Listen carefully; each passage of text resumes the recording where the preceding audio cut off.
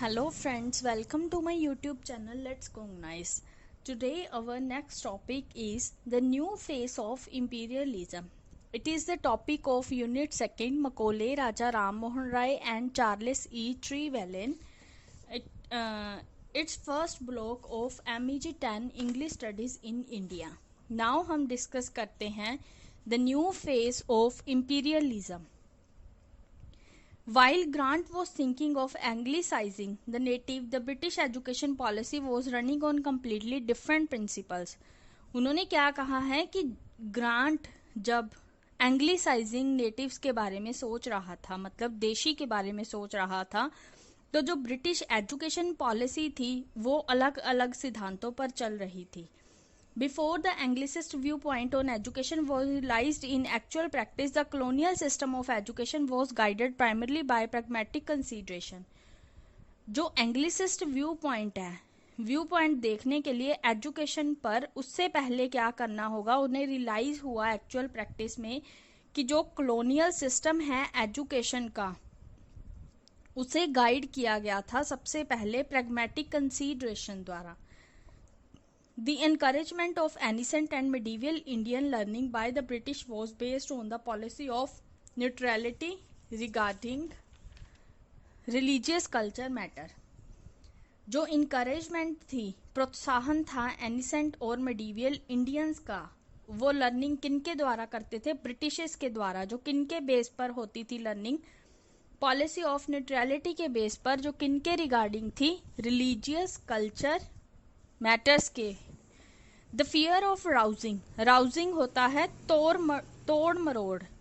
The religious sensitivities of the Indians precluded any attempt at conversion of indoctrination. भारतीयों की जो धार्मिक संवेदनाओं को तोड़ मरोड़ के डर ने धर्मांतरण या निर्विवाद रूप से किसी भी प्रयास को विफल कर दिया. मतलब जो रिलीजियस सेंसिटिविटी थी उनमें डर था, तोड़ मरोड़ कर उन्हें क्या कर दिया, विफल कर दिया. मतलब उनके प्रयास थे जो उन्हें फेल कर दिया. In other words the policy on non interference in education was conditioned by the imperatives of the socio political control over the newly conquered territories.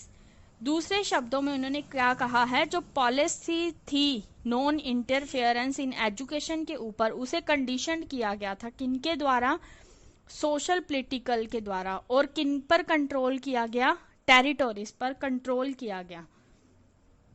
It will then be worthwhile to ask, यह हम पूछ सकते हैं कि what were the reason for this crucial policy shift, कि main reason क्या थे policy की शिफ्टिंग के, मतलब पॉलिसी की चेंजेस के मेन रीजन क्या थे.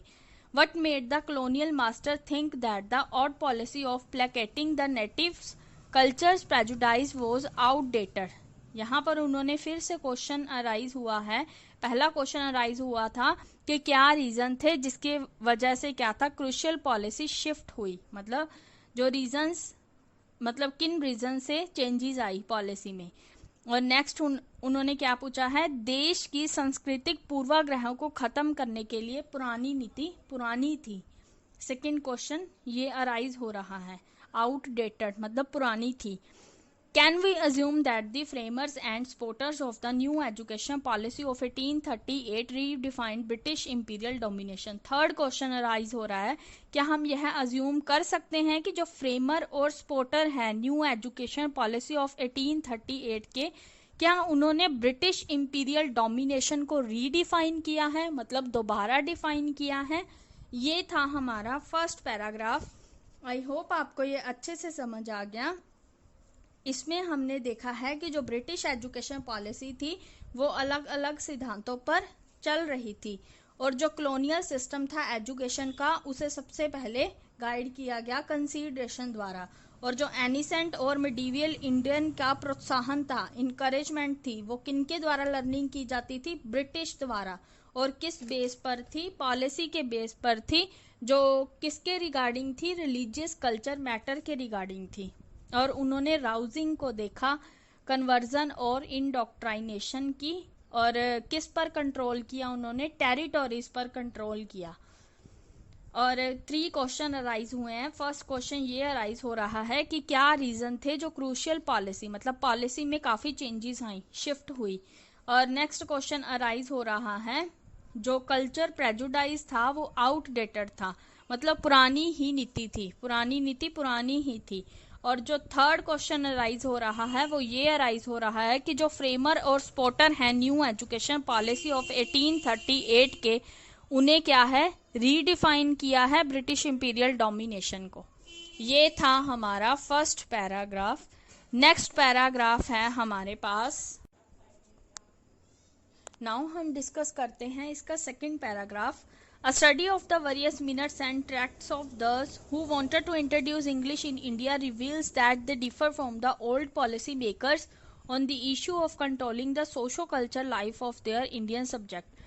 उन्होंने क्या कहा है यहाँ पर कि उन्होंने मिनटों और ट्रैकों में ही मतलब स्टडी कर ली थी कि जो लोग इंट्रोड्यूस करना चाहते हैं इंग्लिश को इंडिया में वो बिल्कुल अलग हैं। किन से अलग हैं? जो ओल्ड पॉलिसी मेकर थे, जो पॉलिसीज बनाते थे, किन पर? Controlling the socio culture life पर, इंडियन सब्जेक्टिव्स के रिलेटेड। मतलब ये दोनों में काफी डिफरेंट है, जो लोग इंट्रोड्यूस करते हैं इंग्लिश को और जो पुराने पॉलिसी मेकर थे जो कंट्रोल करते थे सोशल कल्चर लाइफ को। They didn't see imperialism as a purely political practice with minimum interference in the socio-culture affair of the colony. उन्होंने ये नहीं देखा, उन्होंने कभी भी इंपीरियलिज्म को एज अ प्रैक्टिकल प्रैक्टिस नहीं देखा। और इसकी किसके साथ थी? मिनिमम इंटरफेरेंस थी सोशल कल्चर अफेयर के साथ, कॉलोनी के सोशल कल्चर अफेयर के साथ पॉलिटिकल प्रैक्टिस थी as a imperialism. Imperialism was now constructed as a transcendent force sweeping the entire globe with a great burden of civilizing the natives. जो साम्राज्यवाद था, imperialism था, उसका निर्माण क्या है? परलौकिक शक्ति के रूप में किया गया था, जो पूरे विश्व को व्यापक रूप से सभ्य वाले मूल निवासियों पर भारी पड़ रहा था. In other words, Macaulay and Trevelyan and other Anglicists represent imperialism as a benevolent political enterprise zealously working towards the improvement of less developed communities. दूसरे शब्दों में उन्होंने क्या कहा है कि जो मकोले था, ट्रीवेलन था और अदर एंग्लिसिस्ट हैं, जो भी राइटर्स हैं, उन्होंने इंपीरियलिज्म को रिप्रेजेंट किया है एज अ पॉलिटिकल एंटरप्राइज. और उनमें क्या है? उनमें क्या है? काफी जील है, मतलब काफी उत्साह है. वो किस पर काम कर रहे हैं? लेस डेवलप्ड कम्युनिटी की इम्प्रूवमेंट के लिए काम कर रहे हैं. The assumption of course is that these communities cannot improve their own due to the innate depravity and inferiority of their socio-culture practice. Main assumption क्या है इस चीज की? ये जो कम्युनिटीज हैं खुद को इम्प्रूव नहीं कर सकती. किन कारणों से? डेप्राविटी एंड इन्फीरियरिटी की वजह से, सोशो कल्चर प्रैक्टिस की इन्फीरियरिटी की वजह से ये खुद को इम्प्रूव नहीं कर सकती. Let us examine the new developments that were to take place in Indian society as a result of this grand assumption. और नेक्स्ट सेक्शन में हम डिस्कस करेंगे new development in Indian society. I hope आपको ये paragraph अच्छे से समझ आ गया. इसमें हमने रीड किया है कि जो इंट्रोड्यूस करते थे इंग्लिश को इंडिया में और जो ओल्ड पॉलिसी मेकर थे उनमें क्या था? काफ़ी डिफरेंट था, दोनों एक दूसरे से काफ़ी अलग थे. और जो इंपीरियलिज्म था उसे एज अ पॉलिटिकल प्रैक्टिस नहीं देखा गया. और उन्होंने हमें बताया है कि जो मकोले और ट्रीवेलन और अदर एंग्लिसिस्ट थे उन्होंने इंपीरियलिज्म को एज अ पॉलिटिकल एंटरप्राइज देखा है और उनमें क्या था? उत्साह था. वो लेस डेवलप्ड कंट्री की इम्प्रूवमेंट में लगे हुए थे और ये जो कम्युनिटी है खुद को इम्प्रूव नहीं कर पा रही थी. सोशल कल्चर प्रैक्टिस की डेप्राविटी और इंफीरियरिटी की वजह से ये खुद को इम्प्रूव नहीं कर पा रही थी. ये था हमारा the new face of imperialism. इसके अंडर ही एक टॉपिक है new developments in Indian society. Now हम डिस्कस करते हैं new development in Indian society. इसके भी हमें 2 पैराग्राफ्स दे रखे हैं. नाउ हम स्टार्ट करते हैं. From the previous discussion, we arrived at the conclusion that the assumption of the intellectual and moral leadership of the Indian people by the new batch of colonists represent a new phase of British imperialism. हमने जो पिछले section में discussion की है, उन्होंने क्या कहा है कि हम इस कंक्लूजन पर पहुंचे हैं जहां पर क्या है, अजम्पशन है intellectual and moral leadership of Indian people की, किनके द्वारा, न्यू बैच ऑफ कॉलोनिस्ट द्वारा, जिन्होंने किस चीज को रिप्रेजेंट किया है, new face of British imperialism को रिप्रेजेंट किया है. What was earlier seen as a politically dangerous and unpragmatic move. उन्होंने सबसे पहले क्या देखा था कि पहले क्या था, वो डेंजरस और अनप्रैग्मेटिक मूव था. मतलब इंट्रोडक्शन ऑफ इंग्लिश डेंजर था. Now become a preferable course to follow. और अब यह क्या है, एक कोर्स बन चुका है जिसको हम फॉलो कर सकते हैं. The representatives of the old education policy. Education policy के कुछ रिप्रेजेंटेटिव हैं पुराने, लाइक जैसे H.H. Wilson and H.T. प्रिंसेप्सा. उन्होंने क्या देखा, उन्होंने इनएक्सपीरियंस देखा. किनका देखा, individual with manifestly strong prejudice. मतलब जो इंडिविजुअल के काफी स्ट्रॉन्ग प्रेजुडाइज थे, उनका इनएक्सपीरियंस देखा. और क्या देखा, individual he know nothing of the people and the country. और वो लोग जिन्हें कुछ भी नहीं पता लोगों के बारे में और कंट्री के बारे में. However, the confidence of a Macaulay or a Trevelyan was not merely the product of a new imperial mindset, but has a solid basis in the socio-cultural development in Indian society. और क्या है, हालांकि confidence है ये मकोले और ट्रीवेलन का, जिनके पास कोई भी प्रोडक्ट नहीं है न्यू इंपीरियल का, बट क्या है, सोशो कल्चर डेवलपमेंट हुई है जो इंडियन सोसाइटी में, उनका क्या है, एक सॉलिड बेस है. These development asserted themselves strongly in Bengal presidency, where a new class of Bengali intellectual had arisen. जो बंगाली प्रेसिडेंसी है, उन्होंने क्या है, अपने आप में दृढ़ता से स्वीकार किया है, जहां क्या है, बंगाली बुद्धिजीवियों का एक नया वर्ग पैदा हुआ है. मतलब एक नई सोसाइटी पैदा हुई है, राइज हुई है. मैनी इंस्टीट्यूशन, जिन्होंने क्या है, this class was extremely woken in their sport of English education, जिसमें क्या है, इंग्लिश एजुकेशन को सपोर्ट किया गया है. Many institution for the spread of education through the medium of English were established by the learned Bengali Hindus with the financial and moral support of the missionaries and sympathetic official of the east India company. क्या है, many institution थे, काफी institution हैं जो spreading कर रहे थे education की, किनके थ्रू, मीडियम ऑफ इंग्लिश के थ्रू, जिन्हें किनके द्वारा इस्टेब्लिश किया गया, स्थापित किया गया, बंगाली हिंदूज के द्वारा, फाइनेंशियल के साथ एंड मोरल सपोर्ट के साथ. सपोर्ट किनकी थी, मिशनरीज एंड सिंपैथेटिक ऑफिशियल्स की. ईस्ट इंडिया कंपनीज के मिशनरीज और सिंपैथेटिक ऑफिशियल्स थे, जिनके थ्रू क्या है, मीडियम ऑफ इंग्लिश को लेकर एजुकेशन को स्प्रेड किया गया. ये था हमारा new development in Indian society का फर्स्ट पैराग्राफ. आई होप आपको ये अच्छे से समझ आ गया. इसमें हमने डिस्कस किया है कि जो न्यू फेस है ब्रिटिश इंपीरियलिज्म का, पहले क्या लगता था, जो इंट्रोडक्शन ऑफ इंग्लिश है डेंजर हो सकती है, बट ये क्या है, अब प्रेफरेबल कोरस बन गया है फॉलो करने के लिए. और कुछ ओल्ड एजुकेशनल पॉलिसीज थी, लाइक जैसे H.H. Wilson and H.T. Prinsep, जिन्होंने क्या देखा, इन एक्सपीरियंस देखा इंडिविजुअल का, जिनकी क्या थी, काफी स्ट्रॉन्ग प्रेजुडाइज थी. और उन लोगों को देखा जिनको पीपल्स और कंट्री के बारे में कुछ भी नहीं पता था. और क्या है, कॉन्फिडेंस देखा है मकोले और ट्रीवेलन का, जिन्होंने अभी तक एक भी न्यू इंपीरियल प्रोडक्ट नहीं देखा था, बट जो सोशल कल्चर डेवलपमेंट थी इंडियन सोसाइटी में, वो क्या था, एक सॉलिड बेस था उनका. और जो डेवलपमेंट हुई हैं बंगाली प्रेसिडेंसी में, उनमें क्या है, एक बुद्धिजीवियों का एक नया वर्ग पैदा हुआ है. मतलब बंगाली इंटेलेक्चुअल्स अराइज हुई हैं.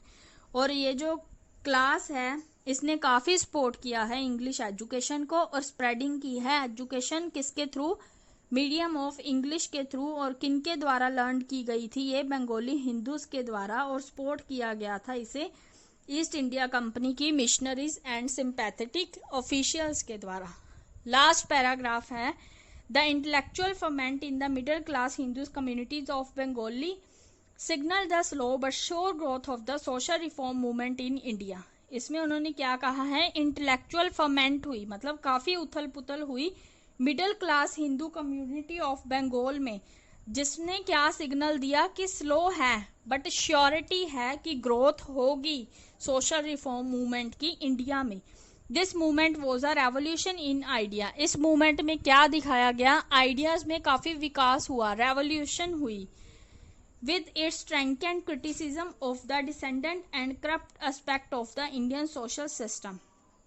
इसमें क्या है, strengthened criticism पतनशील को दिखाया गया और भ्रष्ट पहलू को और तीखे आलोचन को इंडियन सोशल सिस्टम में। ये सब होने के बावजूद भी क्या है, आइडियाज में रेवोल्यूशन का सिग्नल दिया। This Bengali intellectual fully supported the imperial diatribe against sati, child marriage and thuggery. जो बंगाली इंटेलेक्चुअल थे वो फुली सपोर्ट करते थे किनको, सती सिस्टम को, चाइल्ड मैरिज को एंड ठगरी मतलब ठगियों को। This intellectual saw the colonial regime critic of the inhuman social custom as a much needed support to their own agenda। ये जो इंटेलेक्चुअल थे इन्होंने किनको देखा, कॉलोनियल रिजाइम क्रिटिक को देखा, इनह्यूमन सोशल कस्टम्स के, और सपोर्ट किया खुद का agenda. The letter of Raja Ram Mohan Roy, the great Bengali social reformer, addressed to the British Governor General Lord Amherst, reveals to us a process in which the indigenous impetus of the reform, oblivious of the new imperial agenda, strengthened the argument of the imperial ideologies and ultimately contributed to the implementation of their education plan। इसमें क्या था, जो British governor general lord Amherst था उसने किसको संबोधित किया, महान मतलब ग्रेट बंगाली को राजा राम मोहन राय के लेटर को, जिसमें क्या था, एक नए शाही एजेंडे से बेखबर सुधार के स्वदेशी प्रोत्साहन ने शाही विचारधारा के तर्कों को मजबूत किया और उसमें कंट्रीब्यूट किया, योगदान दिया, मतलब स्ट्रॉन्ग बनाया, स्ट्रेंथ बनाई और उसमें कंट्रीब्यूटेड किया एजुकेशन प्लान्स को इम्प्लीमेंट करने के लिए। आई होप आपको ये लास्ट पैराग्राफ अच्छे से समझ आ गया। इसमें हमने डिस्कस किया है कि सिग्नल किया गया था growth of the social reform movement को इंडिया में, और क्या है, इस मूवमेंट में जो आइडियाज थे उसमें काफ़ी रेवोल्यूशन आई और बंगाली इंटेलेक्चुअल थे जो सपोर्ट करते थे सती, चाइल्ड मैरिज और ठगरी को, और क्या थे, जो गवर्नर जनरल लॉर्ड एमस था उसने ग्रेट बंगाली राजा राम मोहन राय के लेटर को संबोधित किया और उन्होंने किस चीज़ को मजबूत बनाया, मतलब उन्होंने स्ट्रेंथ बनाई और योगदान दिया, कंट्रीब्यूशन दिया एजुकेशन प्लान्स को इम्प्लीमेंट करने का। In the next section we shall take a closer look at Raja Ram Mohan Roy letter to Lord Amherst. Next section में हम डिस्कस करेंगे राजा राम मोहन रॉय के लेटर के बारे में। आई होप आपको ये वीडियो अच्छे से समझ आ गया। So please don't forget to subscribe this channel and hit the bell icon to get notification of next video of Raja Ram Mohan Rai। Thank you guys, bye bye, have a nice day. तब तक आप ये video को अच्छे से सुन सकते हो और समझ सकते हो इस टॉपिक को, ताकि आपको नेक्स्ट टॉपिक समझना इजीली हो जाए। Thank you guys, bye bye, have a nice day।